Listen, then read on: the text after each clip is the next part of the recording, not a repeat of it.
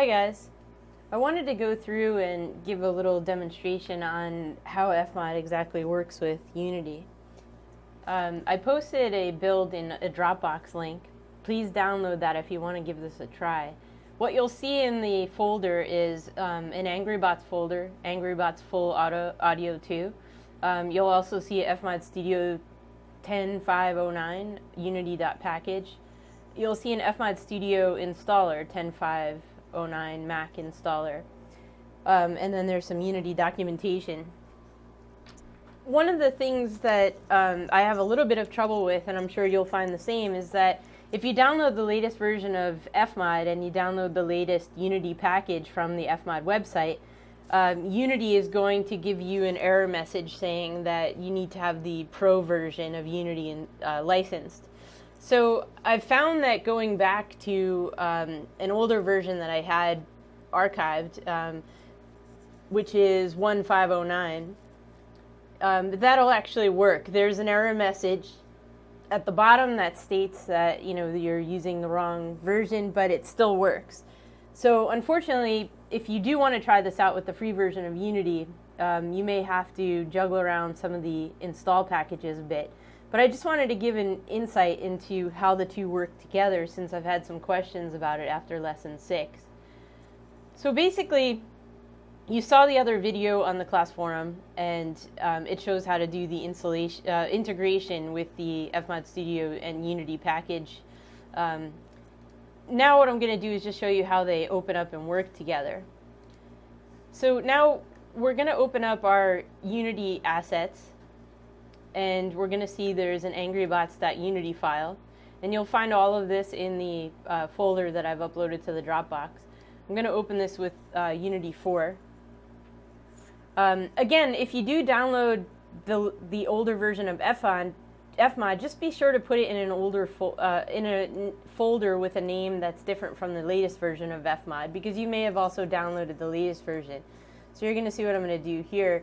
I'm going to open the 1.509 version, and then I'm going to import, or open, not import. I'm going to open. So let me just navigate. I'm going to open that project that's in the folder. So you'll have to navigate to where you've saved it. So this is how I'll open it. I'll open the AngryBots Full Audio 2 folder and open the .fs Pro. Once I do that, it'll build open, and I'll have all of the sounds for the AngryBots game in an Fmod project. Now I'm going to show you how that integrates, so let me just close Fmod up a little bit. We've already done the integration, which is you go to Assets, Import Package, Custom Package, you navigate to the Unity package. Once you hit open, a list of assets to import will happen, and you click import. It'll already assign all of the assets that you need. And of course, then you'll see in the top, when you refresh your menu, you'll see this Fmod. So one of the ways that we get the banks from Fmod into Unity is in Fmod we do something called build. The build could take a while if you've just put new events into a bank. A bank is basically what's going to hold all of the different events. So you can have several banks. You can have multiple banks. Sky's the limit on banks, really. And typically I have a music bank, a dialogue bank, sound effects bank, weapons bank. It really just depends on what you're trying to do with the final mix. You can assign basically, compression. You can do snapshots on the banks. You can duck dialogue, anything like that. I think it'll be, it'll be more, it'll be more organized if you do it that way, instead of just having one bank, because you don't really have control over the sounds that way. I'm not going to get too detailed into the Fmod mixer, but just show you that there's, you can call up an Fmod mixer and you can add snapshots, which will allow you to, you can add snapshots, which will allow you to add basically, ducking of dialogue. I'm sorry, ducking of music when dialogue is happening and other sound effects. Let's say snapshot for if the player goes into a pause button in the game, or if they go into a menu in the game and you want to pause all of the sound effects. You would do that with snapshots. And then you also have your routing for the different types of events and inputs. So let me close that for now. So back to the banks. All of your events are assigned to a bank. So we only have one bank right now, the master bank. When you do a build, all of your banks are going to build out. And as you can see, you can set your target platform for each of the banks. And you can also set the quality of the export of the audio as well. So you can see here, I can do, let's say, Xbox One, and it'll give me the types of audio, it'll default to the types of audio that Xbox looks for in a delivery. So now you have to make sure that each of your events are assigned to a bank. So all of my events are assigned to the master bank right now. And when you do the build, it'll build out that master bank. And if the build is very quick, that could either mean that you've already done a build earlier or you didn't assign your sounds to the bank. Once you do that, you're going to export the GUIDs. The GUIDs are going to go into a folder, a build folder, and it's a text file, but it's going to allow Fmod to get a sense for, it's going to allow Unity to get a sense for what has been updated in this latest version. So I'm going to click OK, and then I go into Unity, and under Fmod, I click Import Banks. And then I'm going to want to click that build folder, and you can see it's been updated today. The GUIDs.txt has been updated today. So it's going to say that it'll import and modify the following files. So it's going to override the master bank. So as you can see, this little pop-up happens, and it says that there's an incompatible version, but basically it works. I've tested it out. Like I said, you might have some trouble with the free version of Unity. Okay, so once we get into Unity again, we can take a look at some of the things. For example, in the main camera, we have an audio listener. And you remember from our Unity lessons, you can have one audio listener per scene. And you'll see that we have our audio listener still hooked up, but now we have an Fmod listener. And the Fmod listener will pick up all of the sounds in the world that's being handled through Fmod. Sounds are still hooked up in a similar way. Let's say, for example, let me see if I can find something that that has a sound hooked up. Okay, so for example, we have hit sound. So when the players or the enemy is hit and damaged by bullets or whatnot, we have an event path, and that's our Fmod sound. It's the GUI sound the GUID that we're exporting from the build. So let's see. So basically, you can do very similar things that we've done in, and let's take a look at this as well, that we've done in Unity. You can see that this build is sort of a hybrid. It can work without Fmod because it has the audio sources hooked up, and it can work with Fmod. So you can see that right now these are defaulted to be turned off, but you could strip Fmod out of this project and just use the project within Unity itself because the audio is all in place. But as you can see, it's a good the reason why I leave it as a hybrid is it's a good example to show you that normally you would put in the audio as an audio source, and you would have to go in and you would have to set the the 3D roll-off settings. You would have to set to play on awake, set to loop, all of that stuff, and we're going to handle all of that in Fmod. And the only thing that you have to really do is assign a studio event emitter, which you can do from here. And once you've assigned that, you can set the path, to the GUID path. You could just paste that in. And then you would start the event on awake if need be, depending on what it is, if it's music or anything like that.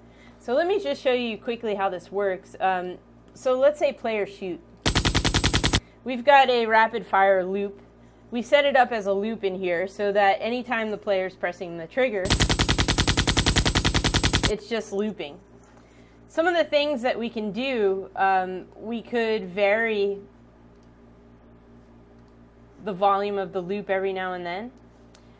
We can vary the pitch slightly. So every time it loops around, it might play a different pitch and at a different volume. But you want to keep those very slight. You don't want to change that up too much.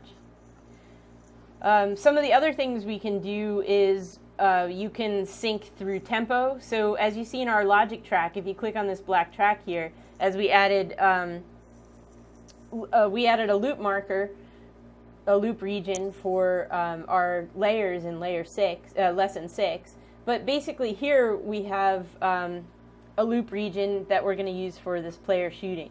So I'm going to go ahead and turn this volume all the way down. I'm going to save this. I'm going to build the bank, and then I'm going to export the GUID again. And then when I go back into Unity, I'm going to import those banks.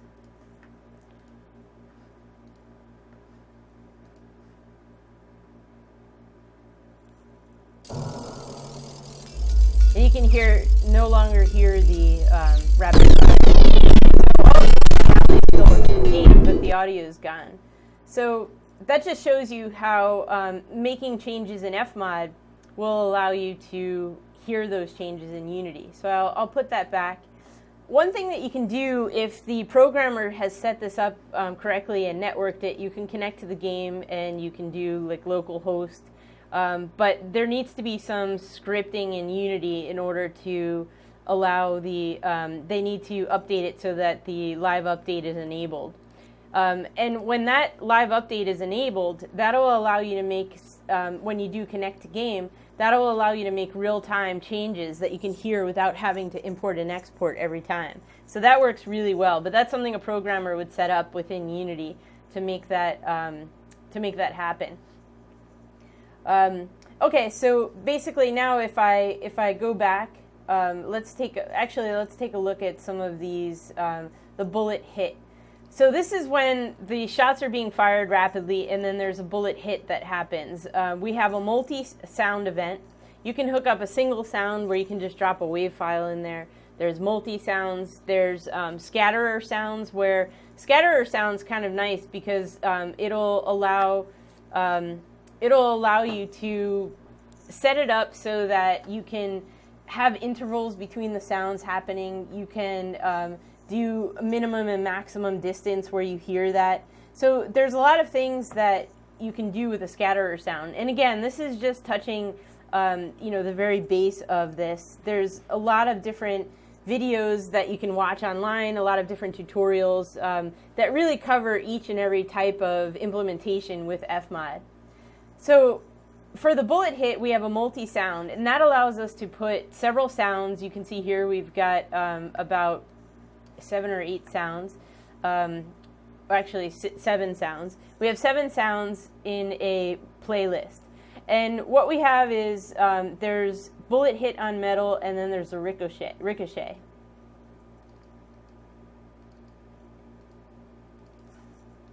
Let me turn the probability back up. So every time the gun is firing, it's playing that sound and hitting metal, hitting whatever material it's hitting, and it's playing that sound. And every now and then it'll ricochet. So it'll just randomly play from all of these different sounds. You can see we've got our randomization on the pitch and the volume happening, and we can set a probability. So we can set it so that it only happens maybe 75% of the time. And this event will trigger every time there's a bullet shot. So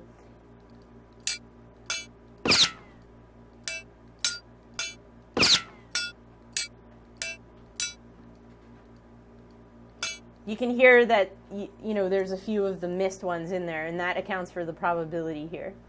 So if we save this now and we build the banks, we export our GUIDs, and we go back into Unity and we import the banks.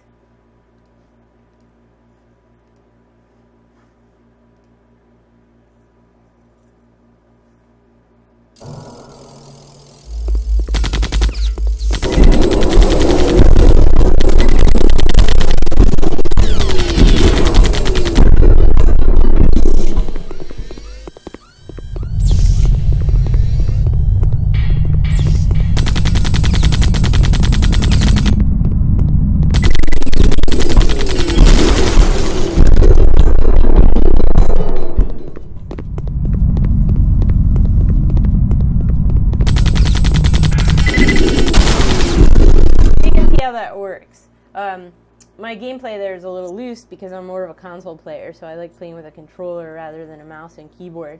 But you get an idea of what's happening there. For musical elements, there's, like I said, there's a lot of, you can go through, and even if you don't decide to hook this up to Fmod, to Unity, you can go through and you can play around with the different types of music or events that are in Fmod to take a look to see some of the possibilities. Now, this doesn't include all of the different possibilities that are available, but it does give you a sense for how some of these, for example, there's a snapshot set up. There's a snapshot set up in the background hum. I'm not sure, I didn't take a look to see what it's doing, but you can go through and you can see how some of these are hooked up. You can also, if you do attach it to Unity, you can go into Unity and try to figure out, how some of those are hooked up. For example, rain, and let's see, there's different reverb zones hooked up. So you can basically go through the different environments, and you can see where some of these are placed as well. Same thing as scrolling through a regular project. And if you go through and you start to click on things, you can get a sense for some of the different game objects, and you can take a look to see, what some of the game objects might be hooked up to. You can see there's a lot going on in this game here, so it's a lot bigger than some of the games that we've looked at, for sure. So going back into, I'm trying to see, I know that there was a piece of music, there was a musical element. So, okay, I think it's this one. So this one is ambient music. So there's this drone happening, and you see when we hit play, so when the game triggers this event, it's going to continue to loop, and you can see this little marker here. Basically what that is a sustain point. So when you set that sustain point, it's going to keep looping until a cue in the game says, hey, key this off because we're done, we don't need that sound anymore. And you can see how that faded out. With key offs, it's really nice. You can do something like putting in an intro, a loop, and an outro. So you can see here that I've got an intro set up, and then I'm going to add an outro and crossfade them together.